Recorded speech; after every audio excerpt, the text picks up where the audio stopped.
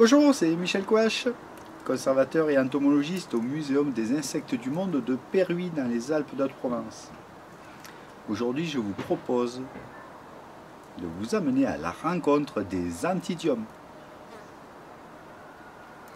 Alors, les Anthidiums, les Anthidies en français, sont des abeilles magnifiques, assez grosses, enfin trapues, avec des bandes jaunes ou orangées, roux, sur les tergites de l'abdomen par paire.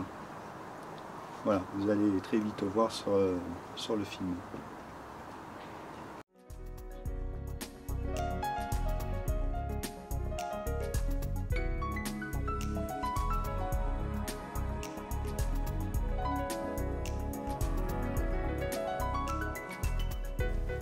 Les Anthidiums, Anthidies en français, font partie de l'ordre des Hyménoptères, de la famille des Megachilidae.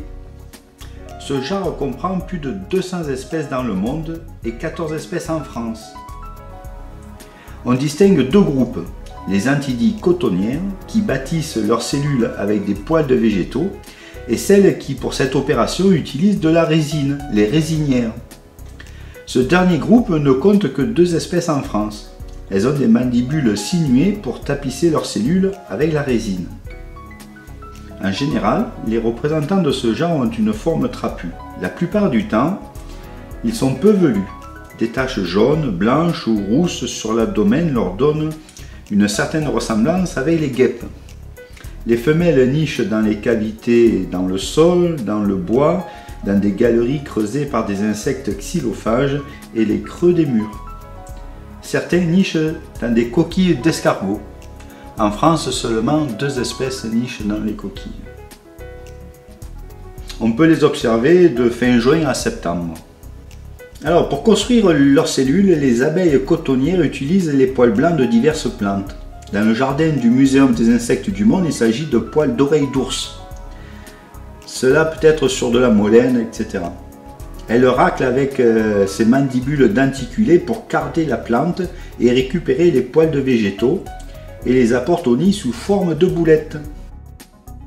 Elle façonne les poils avec de la salive, construisant une cellule qui ressemble à un tampon d'ouate creux à l'intérieur.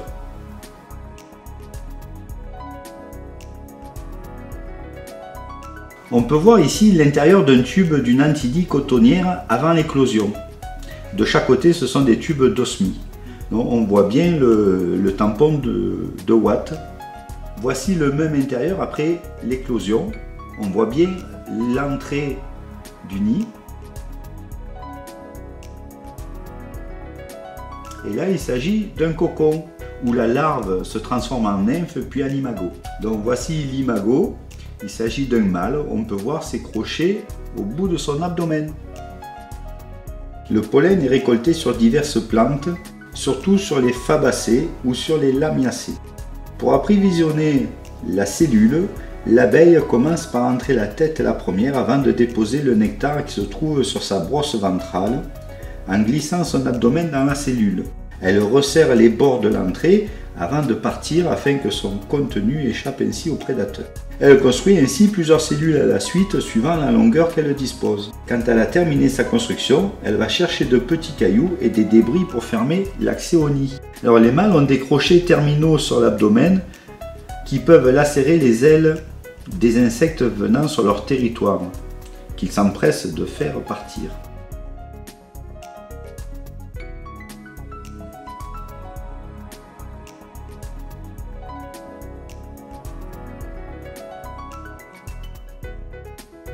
Les Anthidiums dorment souvent fixés par leurs mandibules à une tige.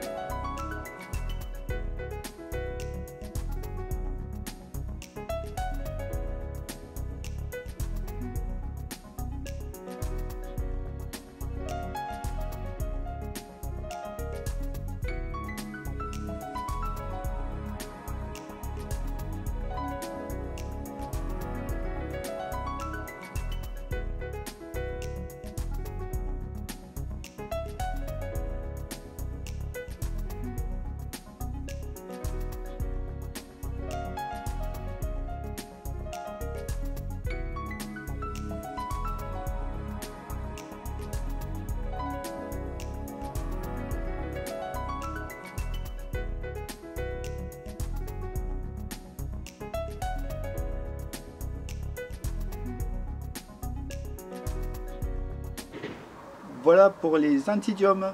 À bientôt pour d'autres vidéos.